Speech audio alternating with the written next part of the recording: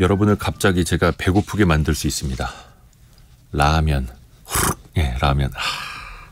세계 라면 협회 조사를 보면요. 지난 2022년 기준으로 우리나라 국민 1인당 연간 라면을 77개, 77개나 소비를 한다고 하네요. 옛날에는 배고픔을 달래는 음식이었는데 이제는 주식이 되기도 하고 정말 맛있는 야식, 간식, 또 이제는 수출 효자가 되고 있습니다. 그 속에 담겨있는 역사를 재미있게 살펴보죠. 라떼 경제사 시간입니다. 경제 전문 뉴미디어 어피티의 김정인 이사입니다. 안녕하세요. 안녕하세요. 라면 좋아하세요? 좋아하죠. 없이 못 살죠 이거. 네. 근데 우리나라에서 라면, 특히 이게 봉지라면이라고 아마 표현을 해야 될 것 같은데 봉지라면이 언제 처음 만들어졌을까요? 우리나라에서는 삼양이 이제 1963년 9월에 처음으로 봉지라면을 출시를 했습니다. 63년. 네, 이게 그때 당시에 한 봉지에 10원 정도 했고요. 10원이요? 짜장면이 한 그릇에 15원, 뭐 조금 비싸면 20원 하던 시절이었으니까 네. 단순 비교를 하자면 지금으로 따지면 3,000원, 4,000원, 5,000원 뭐 이 정도 하는 느낌이었을 것 같아요. 그래서 지금 라면 가격을 생각해 보면 막 저렴한 가격은 아닙니다. 그래서 라면이 막 출시됐을 때는 대중적 인기가 높지는 않았어요. 이제 손님들 올 때 대접하는 이제 고급 음식 대접을 받기도 했고, 그리고 당시에는 동네마다 좀 국수 공장이 있었거든요. 밀가루가 싸니까. 네. 근데 라면보다 소면이 훨씬 저렴했어요.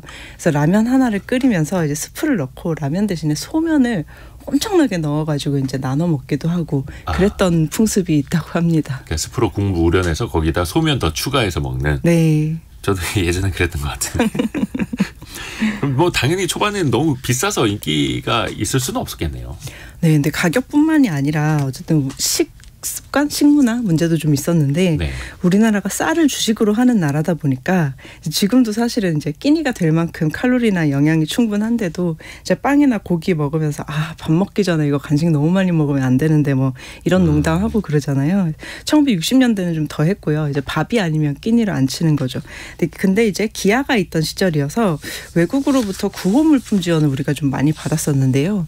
그중에 밀가루가 있었어요. 근데 이제 사람들이 밀가루나 밀가루로 만든 음식을 끼니로 생각을 안 하니까 라면이 이제 잘 안 받아들여지는 거죠. 그래서 라면 회사 직원들은 뭐 종로, 서울역 광장 이런 데서 직접 끓여가지고 시범을 보이고요. 시식회 같은 거? 네, 시식회도 각종 무료 시식 행사를 실시해서 홍보를 좀 하기도 했다고 합니다. 근데 그렇게 밀가루로 만든 음식을 어떻게 좀 끼니로 인식을 시킬까 하다가 정부가 구호용 밀가루를 라면 업체에 아예 이제 좀 저렴하게 지원을 해주기 시작한 거예요.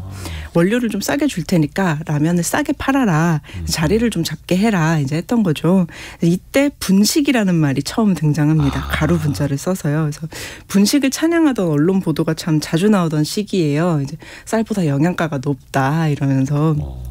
먹을 것이 부족하고 정부가 본격적으로 나서고 기업들도 좀 절실하게 뛰어들다 보니까 2, 3년 만에 분위기가 반전이 됩니다. 그래서 분식이 가루 분자를 써서 이게 유래가 됐던 거네요. 어원이. 네. 그리고 라면이 그럼 언제부터 대중화됐다라고 볼 수 있을까요? 이게 생각보다 금방 대중화가 됐는데요. 이제 그 2, 3년 사이에 분위기가 반전됐다고 말씀드렸잖아요. 네. 그래서 1960년대 후반이 되면은 이미 인기 식품이에요. 주재료 밀가루 구호품으로 들어오는 데다가 이제 세계 곡창지대에서 저렴하게 생산이 돼서 수입할 수 있는 만큼 이제 정부가 절대적 빈곤을 개선하기 위해서 쌀이랑 밀가루를 좀 섞어 먹도록 했는데요. 이게 혼분식 장려 정책이라고 합니다. 그래서 이게 이 혼분식 정책이 굉장히 성공을 해서 라면이 좀 보편화가 되고요. 맛도 계속해서 변하고 경쟁을 하면서 이제 맛있게 돼가지고 둘 다 성공이 돼서 라면이 대중화가 됩니다. 혼분식. 네. 오랜만에 들어봅니다. 혼분식. 아마 어른들은 혼분식이라는 표현 뉴스에서 아마 많이들 들어보셨을 텐데요. 또 지금은 라면 종류가 정말 셀 수 없이 많이 있습니다. 무슨 볶음면, 뭐 매운 라면도 그 매운 맛의 정도에 따라서도 여러 가지가 있고. 근데 초창기에는 어떤 라면이 나왔을까요? 맨 처음에 등장했던 라면은 이제 저희가 일본 기술 그대로 이제 가져와서 만든 라면이어서 치킨 라면이었어요. 우리 입맛에는 약간 느끼한 면이 있다고 해요. 네.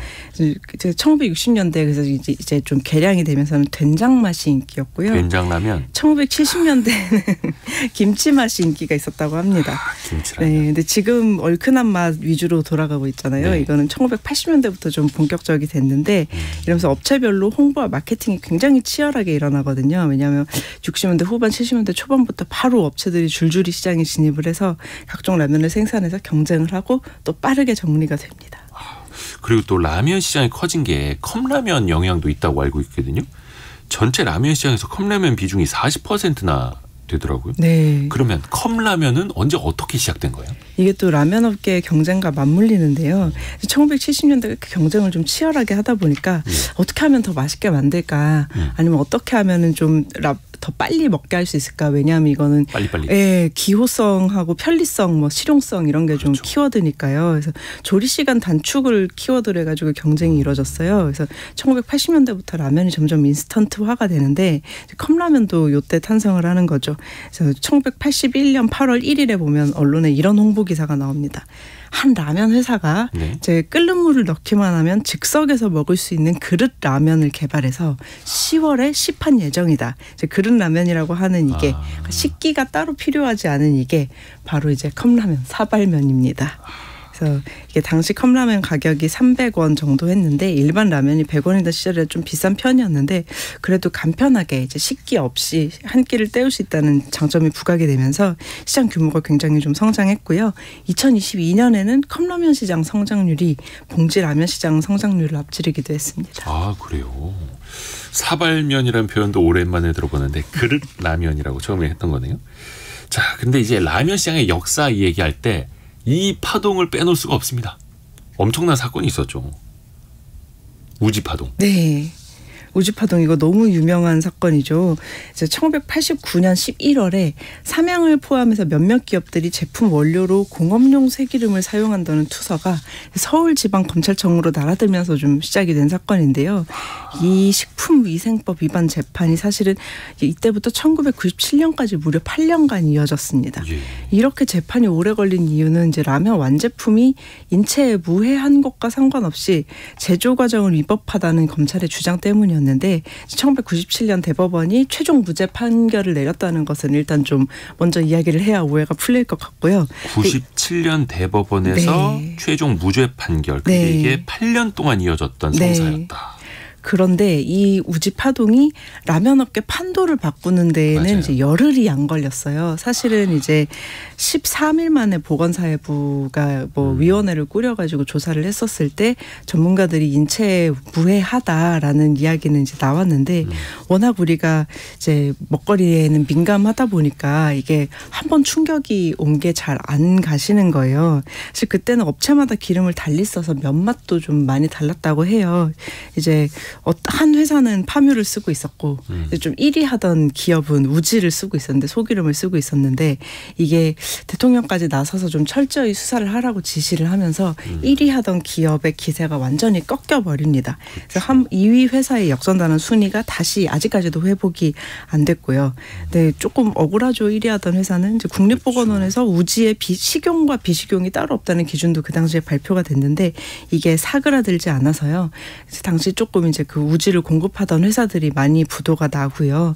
또 1위 하다가 2위로 내려간 회사도 결국에는 좀 식물성 기름 파묘로 바꾸게 되는데 이러면서 라면 맛이 다 비슷비슷해졌다는 불평이 좀 나오기도 했습니다. 오히려. 네.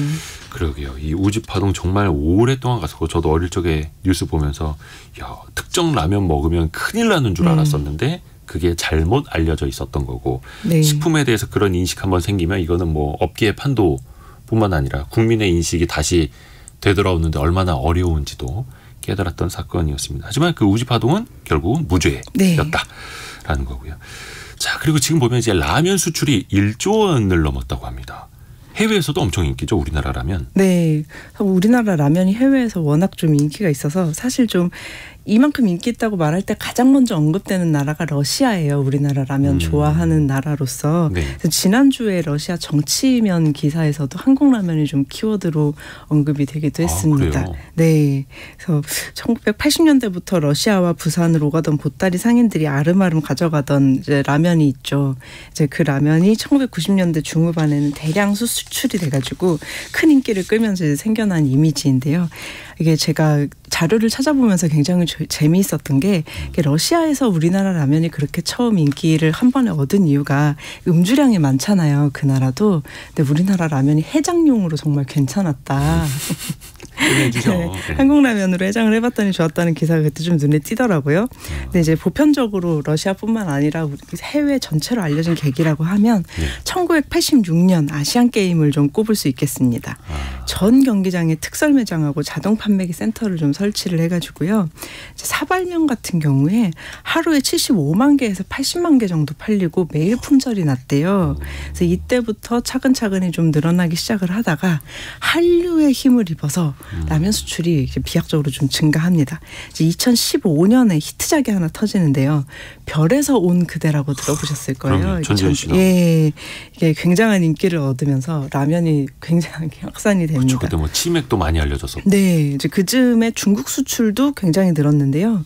이때도 SNS에 짜장라면 레시피가 노출이 되면서 1년 만에 판매량이 거의 뭐 8배 정도 늘어나는 일이 있었습니다. 물론 이것도 이제 예능에 한번 이제 그게 나와가지고 얼마나 문화 콘텐츠의 힘이 좀 굉장히 강하죠. 물론 이제 이것 때문에 우연히 잘 됐다라기보다는 라면 업계가 워낙 경쟁이 치열하다 보니까 기업들이 일찍부터 좀 해외 시장에 눈을 돌린 면도 있어요. 그래서 2000년대 초반부터 현지에 생산 공장, 뭐 판매 법인이며 인프라를 모두 구축을 해둬서요. 장기간의 투자가 이런 이제 뭐 드라마라든지 예능이라든지 문화 콘텐츠라든지 이런 계기를 만나서 좋은 기회를 만나서 입지를 굳혔다고 봐야 합니다. 그래서 라면은 이제 단순한 음식을 넘어서 그렇죠. 한국 문화다. 사람들이 좀 되게 와서 겪어보고 싶어하고 실제로 먹으면 또 맛이 있다. 이렇게 돼서 앞으로도 쭉 수출이 늘지 않을까 해요. 문화의 힘이죠. 네. 또 SNS 소문 타고 또 해외 수출도 더 잘 되는 영향도 있고요. 네. 자, 오늘 재밌게 라면의 역사 들어봤습니다. 어피티의 김정인 이사였습니다. 고맙습니다.